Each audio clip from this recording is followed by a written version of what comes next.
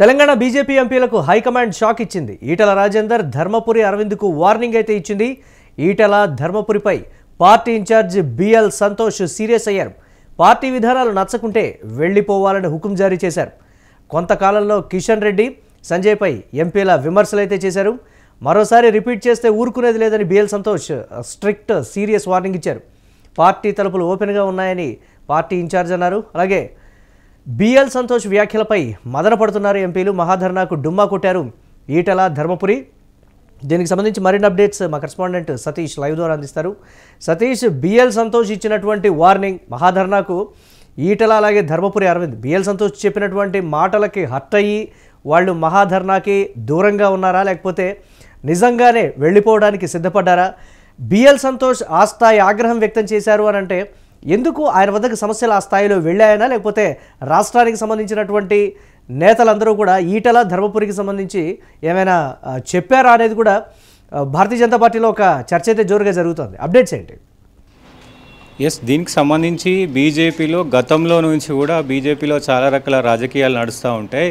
So బీజేపీలో ముఖ్యంగా వర్గాల పోరు ఉంటుంది. అంటే వాళ్ళ పార్టీలో వాళ్ళకే ఇప్పుడు ఒకవైపు ధర్మపురి అరవింద్ వర్గం అంటారు, ఒకవైపు ఏదైతే ఈటల రాజేందర్ వర్గం అంటారు, లేదంటే రఘునందన్ రావు అంటారు. సో ఇట్లా అంటే మీ కీలక నేతలంతా కూడా ఒక వర్గంగా ఏర్పడ్డారు అనేది రాజకీయ వర్గాల్లో చర్చ విపరీతంగా నడుస్తూ ఉంటుంది. అటు బీఆర్ఎస్ కావచ్చు, కాంగ్రెస్ కావచ్చు విమర్శలు చేస్తూనే ఉంటారు. సో ఈ నేపథ్యంలోనే మొన్న జూబ్లీ హిల్స్ ఎలక్షన్కి సంబంధించి కూడా ధర్మపురి అరవింద్ను అడిగినటువంటి మీడియా మిత్రుడు అడిగినటువంటి క్వశ్చన్లో, సో జూబ్లీ హిల్స్లో మీరు గెలవబోతున్నారా, ఎవరు క్యాండిడేట్ అంటే ఇది నా నియోజకవర్గం కాదు, నాకు సంబంధించింది కాదు, నా ఎంపీ స్థానం కాదు, అది మీరు కిషన్ రెడ్డిని అడగాలి అంటూ కూడా కామెంట్ చేసిన పరిస్థితులు ఉంది. సో ఈ నేపథ్యంలోనే దానికి సంబంధించి అలాగే ప్రచారానికి కూడా రాకపోవడానికి సంబంధించి కూడా ప్రచారం ఆయన రాకపోగా ఆయన సోషల్ మీడియాలో విచిత్రంగా ముఖ్యంగా మీరు లైవ్లో చేసే ప్రచారానికంటే ఎక్కువ నేను నా సోషల్ మీడియా త్రూ చేస్తాను,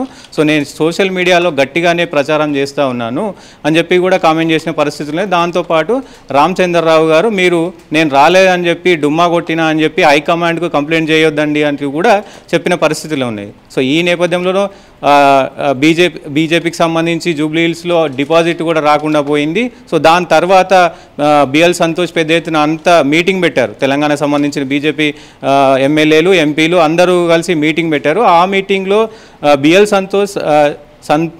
సంతోష్ ముఖ్యంగా కీలక వ్యాఖ్యలు చేశారు. దీనికి సంబంధించి సో ఎవరు ముఖ్యంగా గతంలో ఏదైతే బీజేపీ రాష్ట్ర అధ్యక్షుడి పదవి కోసం సో దీనికి సంబంధించి ఈటల రాజేందర్ ప్రయత్నం చేశారు, రఘునందన్ రావు ప్రయత్నం చేశారు, అలాగే ధర్మపురి అరవింద్ ప్రయత్నం చేశారు. ఇలా కీలక నేతలు అటు డీకే అరుణ కూడా ప్రయత్నం చేశారు. కీలక నేతలంతా కూడా ప్రయత్నం చేశారు.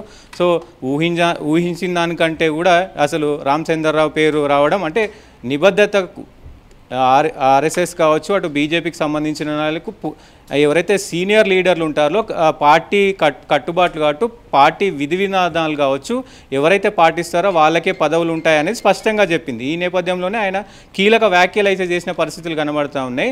పార్టీకి అనుగుణంగా పార్టీ కోసం అంటే మీకు పదవులు వచ్చినా పదవులు రాకున్నా పార్టీ కోసం నిరంతరం కష్టపడే వాళ్ళకే ఇన్ ఫ్యూచర్ ఉంటుంది అని చెప్పేశారు కరాఖండిగా.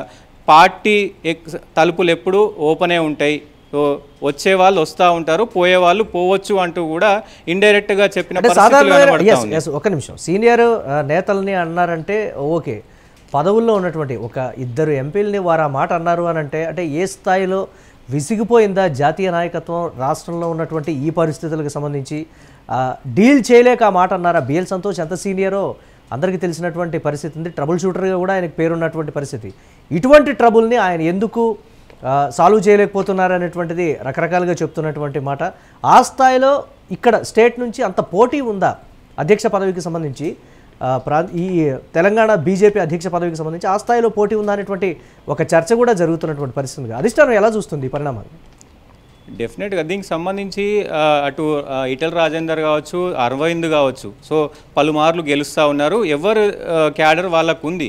సో కానీ వాళ్ళు పార్టీ కోసం కాకుండా పదవి కోసం తాతాలాడుతున్నది కూడా పార్టీలో పెద్ద ఎత్తున జోరుగా చర్చనీయాంశమైంది. ఇంకోటి ఇటు కాంగ్రెస్ విషయానికి వస్తే కాంగ్రెస్లో మీ గతంలో రేవంత్ రెడ్డి చెప్పినట్టు కాంగ్రెస్ పార్టీలోకి సంబంధించి కూడా ఒక ప్లే గ్రౌండ్ లాంటిది. ఆ ప్లే గ్రౌండ్లో చాలా రకాల ఆటలు ఆడుతూ ఉంటారు. గ్రౌండ్లో ఎవరి ఆట ఆడతారు. సో సమయం వచ్చినప్పుడు అందరూ మళ్ళీ ఒక్కటవుతారు అనేది ఒక సందేశంలా చెప్పారు. సో బీజేపీలో సో సేమ్ అట్లాంటి స్వేచ్ఛ లేదు అనేది దీంతో స్పష్టమైంది. ఎందుకంటే దీనికి సంబంధించి ఇప్పుడు ఏదైనా కాంగ్రెస్ మీటింగ్లో సో ఎన్ని భిన్నాభిప్రాయాలు ఉన్నా ఎన్ని విభేదాలు ఉన్నా ఒక కాంగ్రెస్ పార్టీ ఒక కమిట్మెంట్ తోటి ఏదైనా వర్క్ స్టార్ట్ చేసి ఏదైనా సభ పెడితే ఆ సభలో రాష్ట్ర క్యాడర్ అంతా కూడా ముఖ్యమంత్రితో సహా అందరూ కూడా ఆ సభకు హాజరవుతారు. కానీ బీజేపీలో మాత్రం అలాంటి సీన్ ఎక్కడ కనబడతలేదు. ఈరోజు మహాధర్నా పేరుతోటి పెద్ద ఎత్తున కాంగ్రెస్ పార్టీని విమర్శించే కాంగ్రెస్ను ఒత్తిడి పెట్టే పనిలోగా గల్లంతైన గ్యారంటీలు నెరవేరని హామీలు అంటూ కూడా పెద్ద ఎత్తున చాలా పెద్ద ఎత్తున ధర్నా హాజరు చేశారు. ఈ నేపథ్యంలోనే దానికి సంబంధించి రామచంద్రరావు గారు, అలాగే పాయల్ శంకర్, అలాగే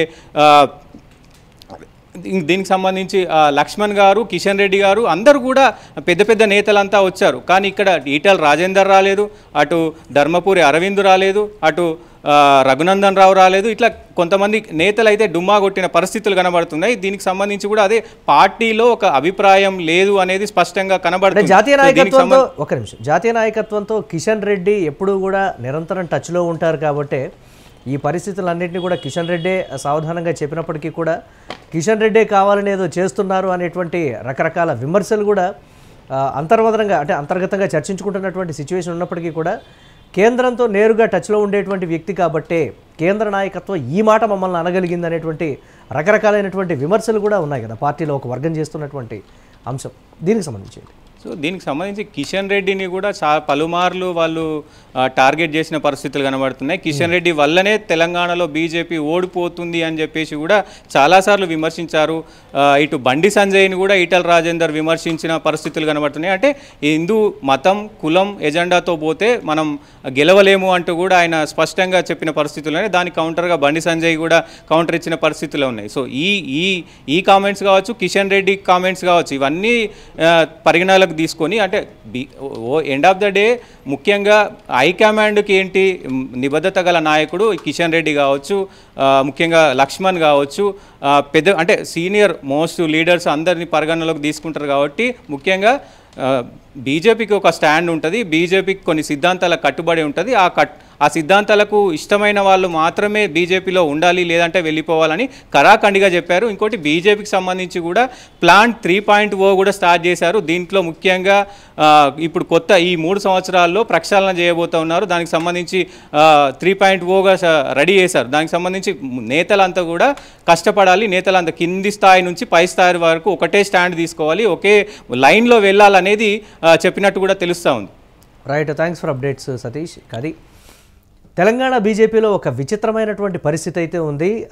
ఈటెల రాజేందర్ అంశానికి సంబంధించి మొదటి నుంచి కూడా ఆయన రాకని కావచ్చు, లేకపోతే ఇతరత్ర ఆయన యాక్టివిటీస్ను కూడా వ్యతిరేకించేటువంటి వాళ్ళు జాతీయ నాయకత్వంతో పెద్దగా దీనికి సంబంధించి కూడా ఈటెల మీద పాజిటివ్గా చెప్పినటువంటి పరిస్థితులు లేవనేటువంటి మాట అయితే ఉంది. ఈటెల రాజేందర్ ధర్మపురి అరవింద్కు బిఎల్ సంతోష్ ఓపెన్ వార్నింగ్ ఇచ్చారు అని అంటే భారతీయ జనతా పార్టీ తెలంగాణ శాఖకు సంబంధించి ఏం జరుగుతోంది అంటే పార్టీ మీద బిఎల్ సంతోష్ దానికి సంబంధించి బిఎల్ సంతోష్ ఇన్ఛార్జ్ ఆ స్థాయిలో సీరియస్ అయ్యారు అని అంటే నిజంగా జాతీయ నాయకత్వానికి వీరి మీద ఎలాంటి కంప్లైంట్స్ వెళ్ళాయి, ఎటువంటి ఒపీనియన్ వెళ్ళింది అనేటువంటి మాట. పార్టీ విధానాలు నచ్చకుంటే వెళ్ళిపోవాలని హుకుం జారీ చేశారు అంటే వీరిద్దరు ఏమైనా పార్టీకి ఎగెనిస్ట్గా మాట్లాడుతున్నారా, లేకపోతే పార్టీకి వ్యతిరేకంగా ఏమైనా పనిచేస్తున్నారా అనేటువంటి విమర్శలు. అధ్యక్ష పదవి కోసం కావాలి అని అంటే లాబింగ్ చేసుకోవడమో ఇతరత్ర ఏదైనా ఉండాలి తప్ప ఈ స్థాయిలో వ్యతిరేకత వారు మూట కట్టుకున్నారు అని అంటే బిఎల్ సంతోష్ లాంటి సీనియర్ నేత ట్రబుల్ షూటర్ నేరుగా కామెంట్స్ చేశాడు అని అంటే పరిస్థితి ఏ స్థాయిలో ఉందో కూడా అర్థం చేసుకోవచ్చు.